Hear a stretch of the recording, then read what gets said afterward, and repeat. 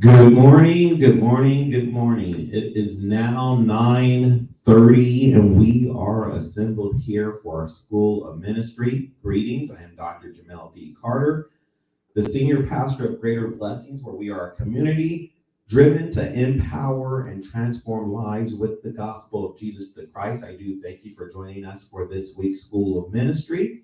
I hope you have come with your heart open and the tools needed for lasting growth. With that said, I hope you have brought your Bible. It could be leather bound, hardcover, paperback, digital on your phone or tablet. The translation doesn't matter. I just want you to get in the habit of reading the Bible for yourself. I hope you have a pen or pencil, a notebook, a highlighter, and a mind ready to receive. If you reside within the Southern California area, I would like to extend a personal invitation for you and your family to join us in person for worship on this or any Sunday. On this Sunday, you have two opportunities. You can join us during our morning worship at 10:30, or you can come to our afternoon worship service where our music team will be in concert on this afternoon. Our church is located in the city of San Bernardino. Our address 1823 Commercenter West, San Bernardino, California. Zip code is 92408. If you missed any of our previous services, please go back and watch our refreshing Sunday morning prayer with Deaconess Brenda Fletcher, our enlightening School of Ministry with Deaconess Ronda Sims, our electrifying Sunday morning worship services, as well as previous editions of our inspiring Sunday afternoon worship services. You can also tune in to our dynamic GB Kids Bible study, as well as our acclaimed Wednesday pastoral Bible study. In addition, if you are a Christian leader, executive, business owner, or someone who resides or aspires to be in the C-suite, I highly recommend you watch and subscribe to the Canvas Consulting Group's content, which is designed for Christian leaders and executives. Before we get started on this morning, we do acknowledge our board of directors. These are the individuals that are tasked with setting the strategic course and direction for this ministry. We also recognize our leadership team. These are the individuals that have accepted the call and are serving in various positions. If you're looking to serve, you can contact our church offices. The number is in the description, or it may also cross the screen for you. And we recognize those of you who are tuned in watching via Zoom, Facebook, YouTube, LinkedIn, and GBEFI.com. Thank you for your continued support of this ministry through your prayers, your financial contributions, and the countless hours many of you have spent volunteering. You have played a role in the growth of this ministry. Our ministry will continue to expand our impact and touch many additional people because of a strong team of supporters like you. If you have been touched or impacted by this ministry, please consider donating, giving, and sowing into this ministry. There are three ways in which you can give. You can give in person during any of our worship services. You can give digitally through Cash App, Venmo, Givelify, and Zelle, or you can mail your gifts to P.O. Box 13128, San Bernardino, California. We invite you to like, follow, subscribe, comment, tag people into our study on this morning, and share. Take the challenge, share this morning study with no less than 7 people. Help someone else go from blessings to greater blessings. And with that said, we will now call up our teacher, Deaconess Ronda Sims, to teach us from, I believe, Second Chronicles 5. Here she comes.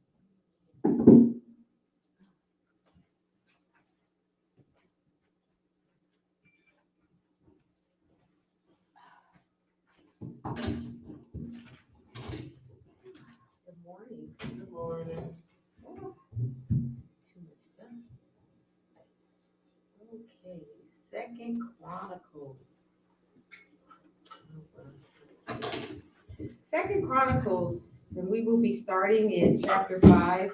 And just a recap of the last week, we covered chapters 3 and 4, and it's just talking about the construction of the temple and all that Solomon had done, and the dimensions of the temple, the materials that were used, and the furnishings that were there. And it was very ornate, with all the gold and the bronze. And if you're interested, you can Google just a rendering of the temple, and they have, based upon the specifications and what was in the Bible, people have reconfigured what the temple may have looked like at that time. And it was very, it was massive, and it was built in such a way that, really to give honor. Is it the microphone that the way you have it placed, is that why we're getting that feedback? Okay. Is that better? Is that better? Do Yeah. you, I'm sorry. yeah. It was just sitting on the thing. Is there a stand? I think it just can't be sideways. I think you'd like to sit it up. Okay, let me, so I don't have something. Yeah. Thank you very much. Mhm. Okay. So starting, thank you, in chapter 5, this is where the temple is completed, it's finished, and now the Ark of the Covenant, the Ark that was built by Moses, is being brought into the temple. And so Second Chronicles 5 is also a mirror passage of First Kings.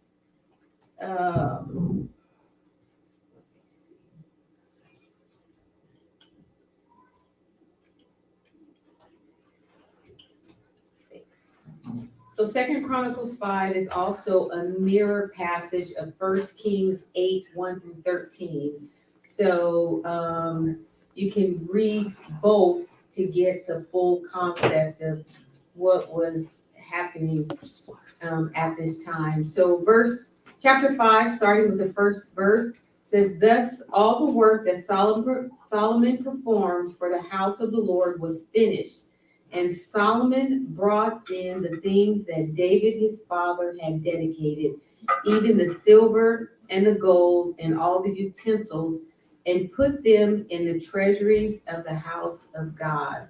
So all the things that have been amassed by David, all the furnishings and everything was being brought in. So it's as if the structure itself had been completed. And so now they're kind of bringing in like the furniture, like if you bought a new house or remodeled your home and you painted and done all that. And so now you're bringing in, like putting on all the final touches to it. And verse 2, it says, "Then Solomon assembled to Jerusalem all the elders of Israel and all the heads of the tribes, the leaders of the fathers' households of the son of Israel, to bring up the ark of the covenant of the Lord out of the city of David, which is in Zion." And remember when David had brought the ark back into the city of David, Jerusalem, there was a big celebration at that time because they had believed that God housed himself in that ark. And so by bringing him back, the city of David, Jerusalem, was in the center of Israel. And so God was being placed back into to the people. So now that the house of the Lord has been completed, they are bringing that into his final place. But we know now that, God isn't housed in a particular temple or church or in a particular place. God is everywhere, and he is for everyone.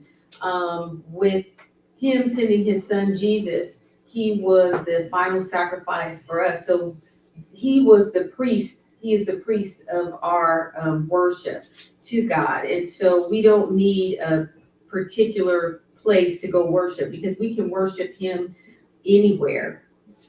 In verse 3, "All the men of Israel assembled themselves to the king at the feast that is in the 7th month."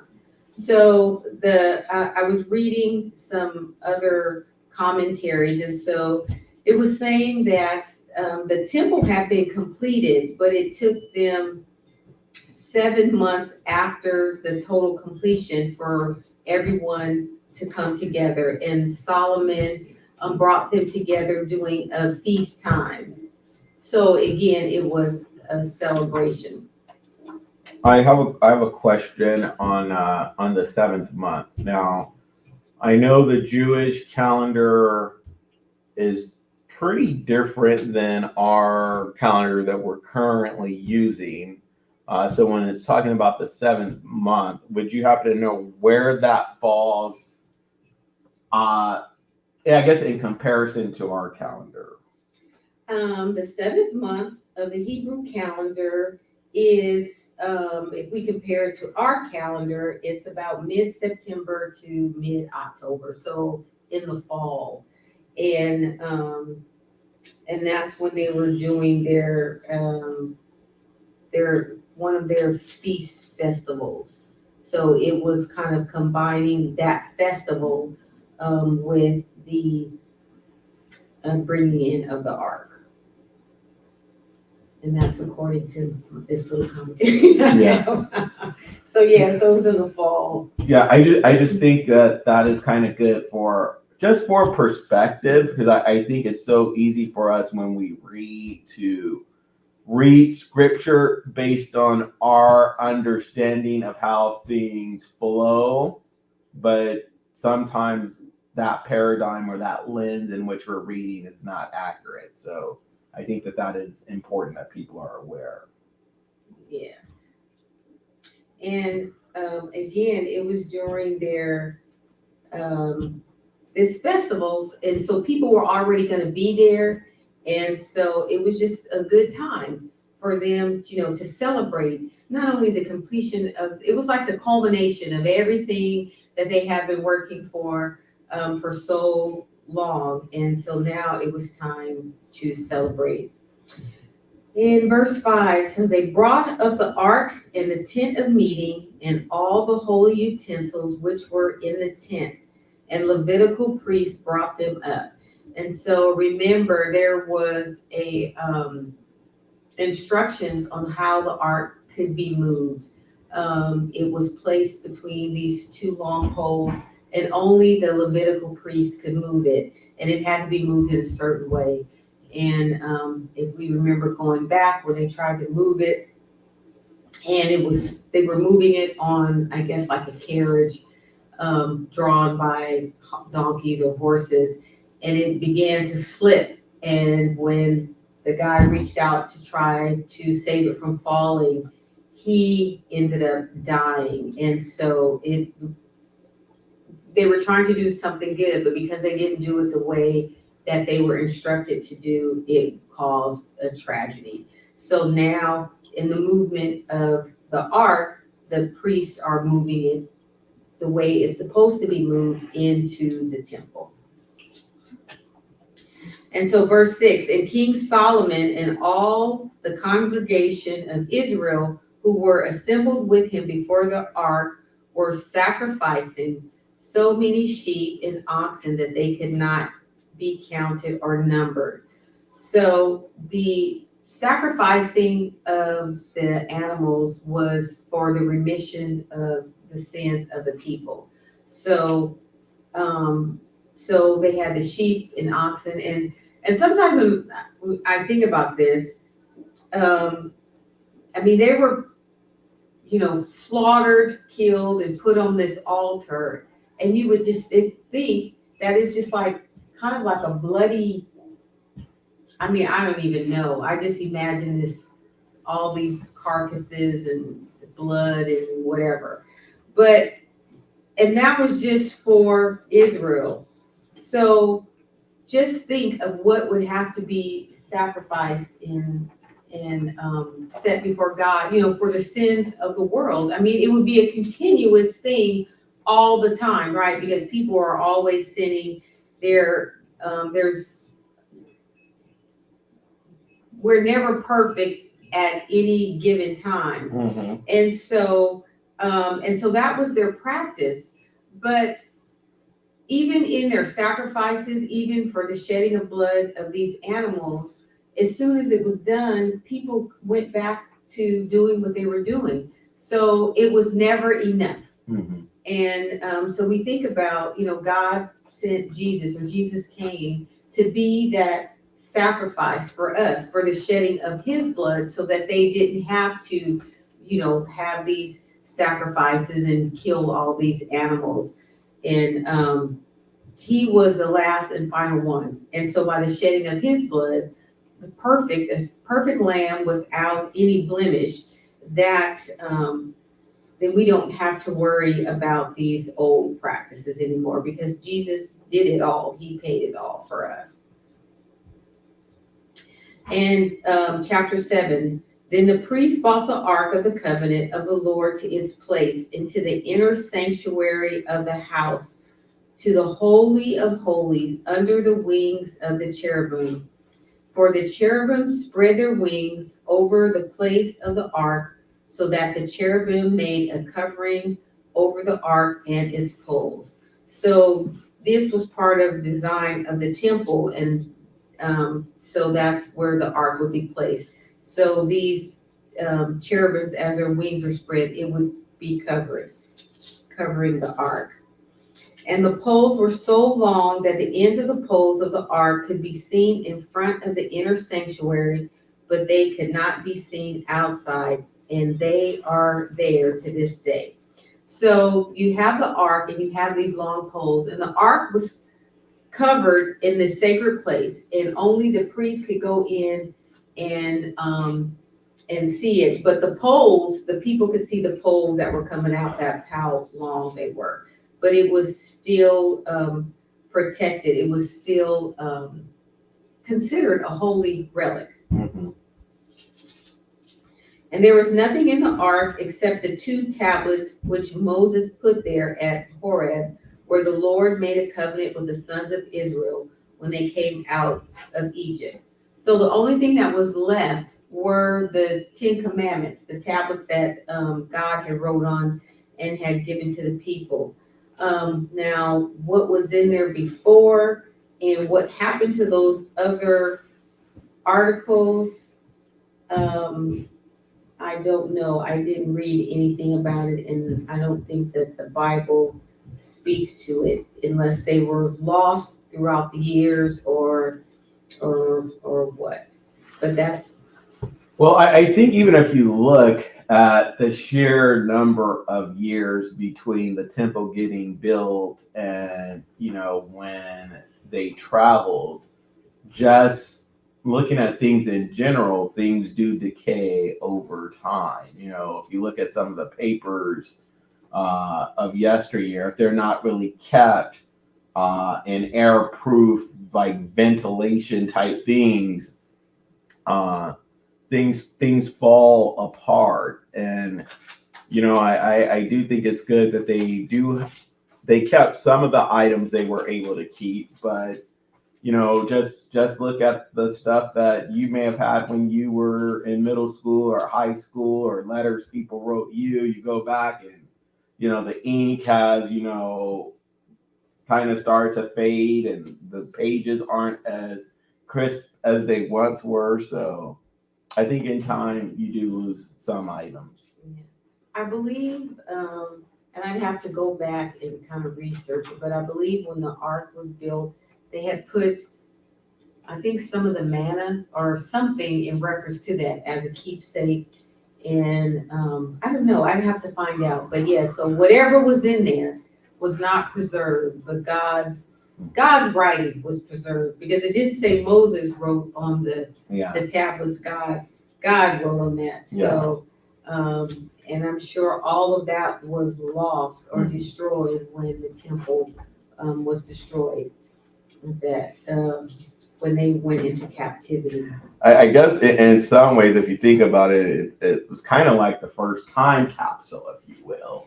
Mm-hmm. When you're putting things in, so people in the future will be able to remember what was this and maybe be able to use it. But it's interesting. Amen. it wouldn't be amazing if at some point in time, during these archaeological digs that they found a lot of things and a lot of evidence that goes back to biblical times, and they even have excavated where the temple was, because it was destroyed and then rebuilt. But it's amazing how they just build cities on top of cities. When I have went to Italy in Rome, and then you'll have, just like regular streets, people driving, walking, and then you'll have these big sections and where they're doing like archaeological digs, and they're finding sculptures and just all kind of things, cups or utensils, just stuff. And but it's like down below, so that's where the original cities are, however, that could have been city on top of another city. But we're up here, but all the stuff is like down below. So it's, man is so inventive. God has given us, they talk about, artificial intelligence and, all this stuff that computers can do. But if man can think it and conceive it and, dream it up, he really is unstoppable. Because, I don't know, I wouldn't never think that, but I think even when you look at it though, when you look at like some rock formations and how they talk about how different layers will talk about different time periods, and some of these rocks, what was going on there. And I know you're saying things are being built on top of things, or years and generations over. If you look, there is easy for grass to grow in certain areas that are unkept after some time. So, who really knows why that is? I think that's one of those things. The more we spend time researching and gathering information, things may be a lot more crystal clear for us. But I do think there is a lot of mystery or unknown, because yes, there have been things that have been kept, but I would say the whole contents of human history has not been preserved. There's a whole lot we don't know. yeah. And even what we do know is probably just a very small, what is the word? It's very small in the big scheme of things. Because even if you go to, I don't know if anyone's ever been to the Grand Canyon, and you see like the rock formations, and they have pieces, and they say like this rock is like 10 million years old. I'm like, how do they know? And then it has like the lines, and and even like the trees. And I guess they have a way of aging a tree, because like when you cut it and have like the circle. But I'm thinking, how do they even really know how far back that tree goes? Because no one could really testify to that. But and even if it was, is the world really 1 million years old? I mean, we don't know. But it's very interesting. Yeah, because it's one of those things where I remember growing up, all the rage was global cooling, and then it was global warming, and now they just say climate change. But I think part of it is man is trying to figure out what is happening, but there is a lot of information and insight and research that may have been lost for a variety of reasons, and then you look at lost languages. Yes, there's books and things that have been written, but a lot of languages are no longer around that once were around. And I think that happens when you have kind of going to war and people being conquered, or groups of people being conquered and then forced to accept the language of the oppressor, there's a lot of information that I think is just no longer around. Yeah, so we'll never know.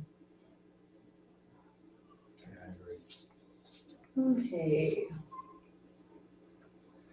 Verse 11, it says, when the priests came forth from the holy place, for all the priests who were present and had sanctified themselves without regard to divisions, and all the Levitical singers, Asaph, Heman, Jeduthun, and their sons and kinsmen, clothed in fine linen, with cymbals, harps, and lyres, standing east of the altar, and with them 120 priests blowing trumpets. In unison, when the trumpeters and the singers were to make themselves heard with one voice to praise and to glorify the Lord, and when they lifted up their voice, accompanied by trumpets and cymbals and instruments of music, and when they praised the Lord, saying, He indeed is good, for his loving kindness is everlasting, then the house of the Lord was filled with a cloud, so that the priest could not stand to minister because of the cloud, for the glory of the Lord filled the house of God. So we have here that we have the Levitical singers, and they're coming and they're singing and they're praising God with their worship songs, and accompanied by the musicians and the trumpets and the cymbals. So it's just a very spiritual ceremony. Everyone is kind of on one accord, lifting up their voice and singing praises to God, thanking God, praising him, letting him know that he is good and that his loving kindness is lasting forever. And in response to that, God filled the temple with a cloud.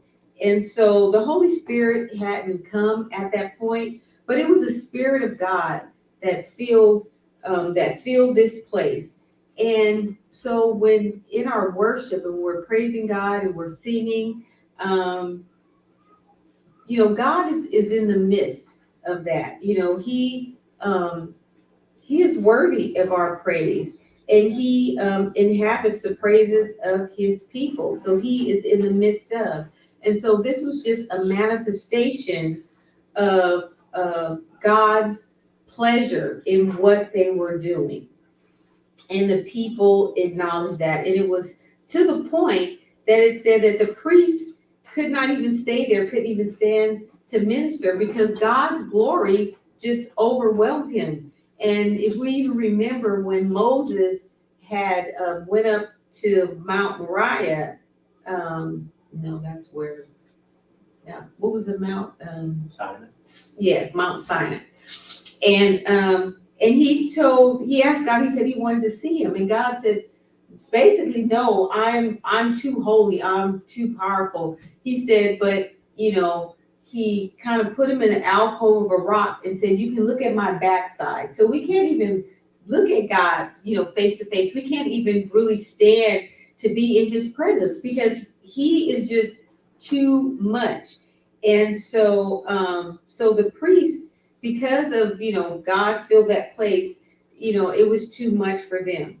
But what an awesome experience to be able to have, just to be there worshiping, praising, and, just giving God your all, either through your prayers or through your voice or through your talent and playing the instruments. And God just comes in and he, doesn't necessarily fill the sanctuary, but he fills us. He inhabits in us, and he fills us up with his spirit. So chapter 6, it says, then Solomon said, the Lord has said that he would dwell in the thick cloud, and I have built you a lofty house and a place for your dwelling forever. Then the king faced about and blessed all the assembly of Israel, while all the assembly of Israel was standing. So, and this just wasn't, I mean, this was all of Israel because it was feast time. There were people who came from all over just to be a part of that festival. So he was really addressing, I mean, probably thousands of people. And he said, "Blessed be the Lord, the God of Israel, who spoke with his mouth to my father David and has fulfilled it with his hands, saying, since the day I brought my people from the land of Egypt, I did not choose a city out of all the tribes of Israel in which to build a house, that my name might be there. Nor did I choose any man for a leader over my people Israel." So Solomon is going back to when they were coming out of captivity from Egypt. And the only thing God wanted to do was to be their God. He didn't say, he did choose Moses to be the one to lead them out, but by no means was Moses the king over Israel. He moved at God's command. And so God is saying, when I brought you out, I had a place that I was going to give to you, but I didn't I didn't choose any particular city. I didn't choose any particular tribe out of, all of you. And he says, and he didn't, choose for a king for them because he wanted to be their king. He wanted to be their leader, and God wanted them to honor them. In verse 6, it says, "But I have chosen Jerusalem that my name might be there, and I have chosen David to be over my people Israel." So, so he's acknowledging that, Jerusalem is a city that will carry his name, and that David is, he wasn't the first king of Israel, but he was a king chosen by God. And so now it was in the heart of my father David to build a house for the name of the Lord, the God of Israel. But the Lord said to my father David, because it was in your heart to build a house for my name, you did well that it was in your heart. And so he's telling him that this is a good thing that you desired, and it was in your heart, and it was a godly thing. And so because of that, he allowed it to happen, even though he didn't allow David to build the house, but David's vision for that, God honored. It says, "Nevertheless, you should not build the house, but your son will be born to you. He shall build the house for my name." So because God said that David was a man of war and all the things that he had done, that he wasn't going to be able to build a house. God wasn't going to allow him, but he said he would let his son build it. "And now the Lord has fulfilled his word which he spoke. For I have risen in the place of my father David and sit on the throne of Israel, as the Lord promised, and have built the house for the name of the Lord, the God of Israel." So Solomon, knowing his father's vision, knowing what God had told him when David died or passed away, that he picked up that reign and he went forward and he built the house as he had promised his father. "And there I have set the ark, in which is the covenant of the Lord, which he made with the sons of Israel." So the ark that was made when they were had left Egypt, which they believed had held his glory. Now it has a permanent resting place, because as they traveled, the Lord traveled with him. So now he's there in the center of it all. In verse 12, it says, "Then he stood before the altar of the Lord in the presence of all the assembly of Israel and spread out his hands. Now Solomon had made a bronze platform, 5 cubits long, 5 cubits wide, and 3 cubits high, and had set it in the midst of the court. And he stood on it, knelt on his knees in the presence of all the assembly of Israel, and spread out his hands toward heaven." So Solomon is on this platform, and he's down on bended knees with his arms raised, and he's getting ready to give a prayer of dedication to the Lord. And he's doing this in front of all the assemblies. And there's a saying that says, as a leader goes, so does the people. So Solomon is exemplifying a leader who believes in God, who honors God, who's worshiping God. And the people are seeing this. And so if you have a good leader who is putting God first, the chances are the people who are following, as long as they have respect for that individual and following them, then they are going to kind of fall in line and keep God's commandments. This weekend was the coronation of the King of England. And, it's like a big celebration. They said the last coronation, of his mother was 60, 70, 50 years ago. I mean, a long time ago, right?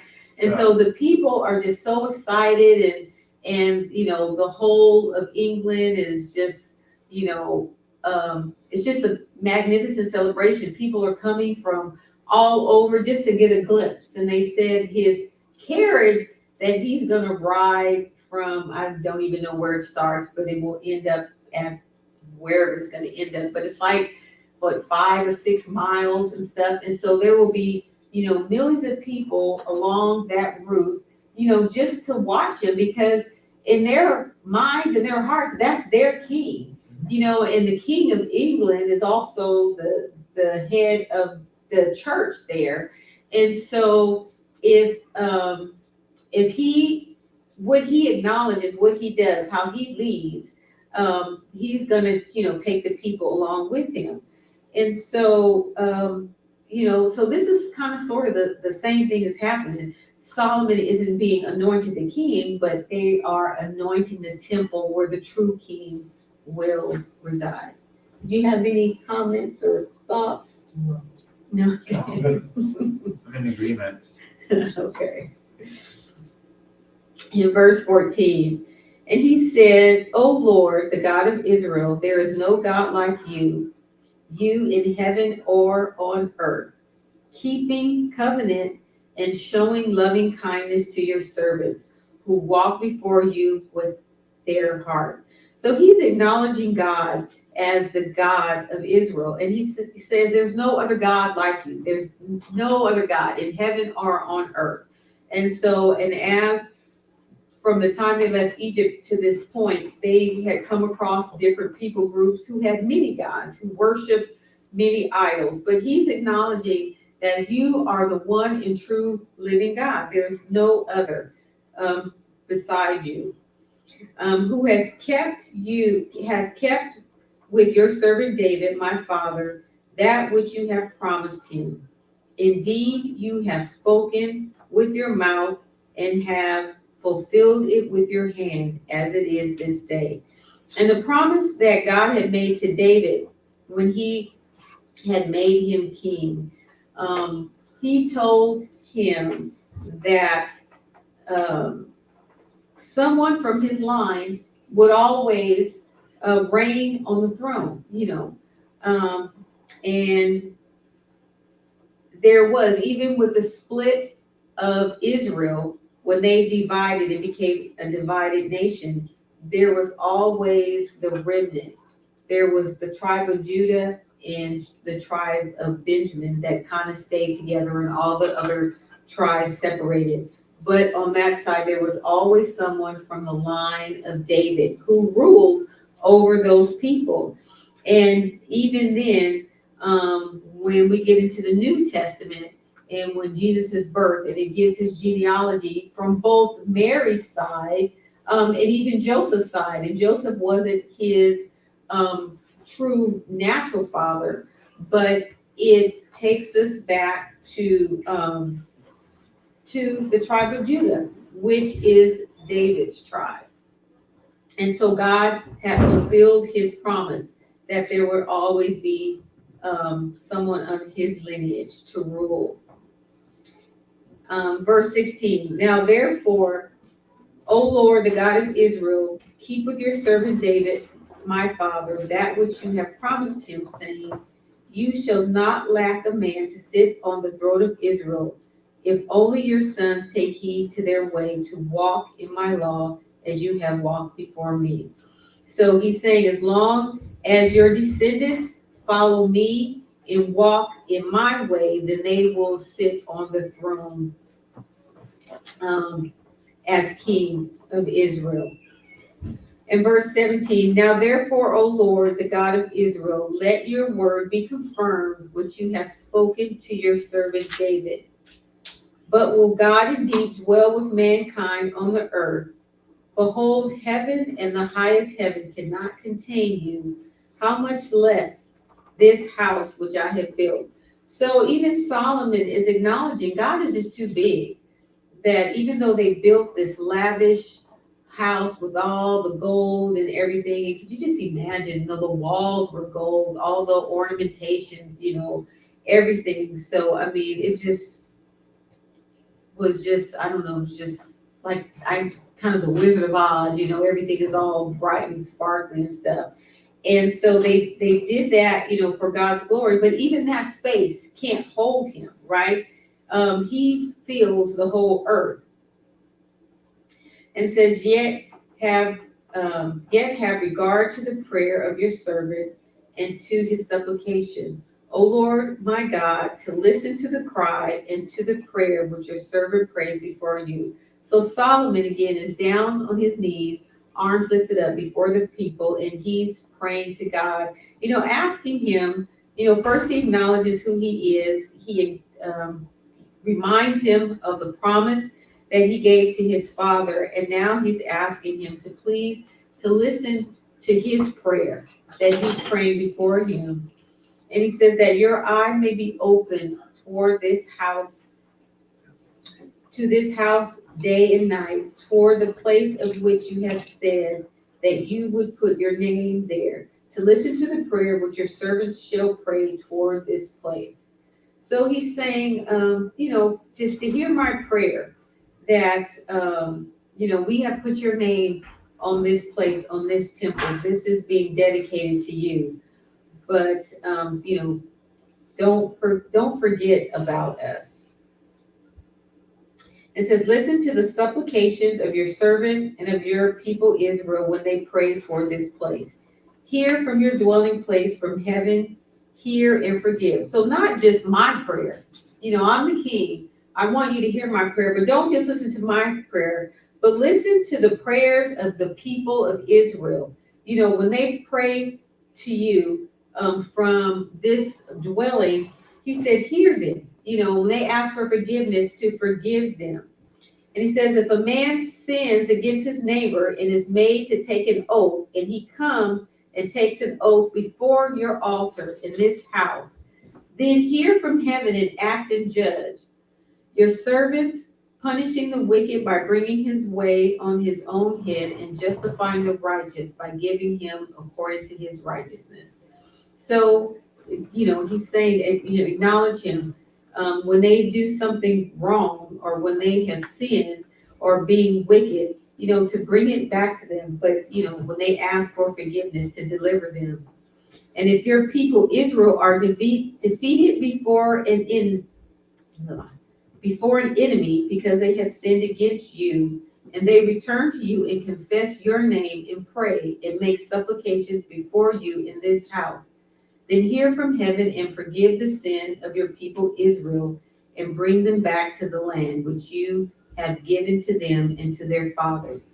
So he's just petitioning God, asking, praying, that there's going to be times when we sin, and we too, we're not perfect. We have sinful thoughts. We say sinful things. We do sinful acts.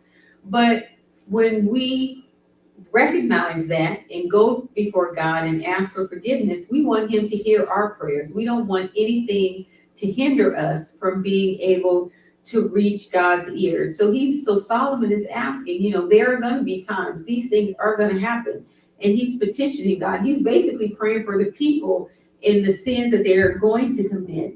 And he says, forgive them. And then, if when they come against their enemy and and have sinned against them, to, to forgive them. And this is almost prophetic, and I know my time is running out, but this is exactly what the people did, after Solomon and then his son, and then the division of the kingdom, and then you had, Judah, and then you had, Israel, and all the kings the Bible records, they were evil and wicked, and eventually they were taken over by their enemy. So Solomon is praying this prayer now for something that's going to happen, down the line. And the people are going to be praying and asking God, to forgive them. And even before that, as we get into the prophets, they came, prophet after prophet after prophet after prophet came and gave the same message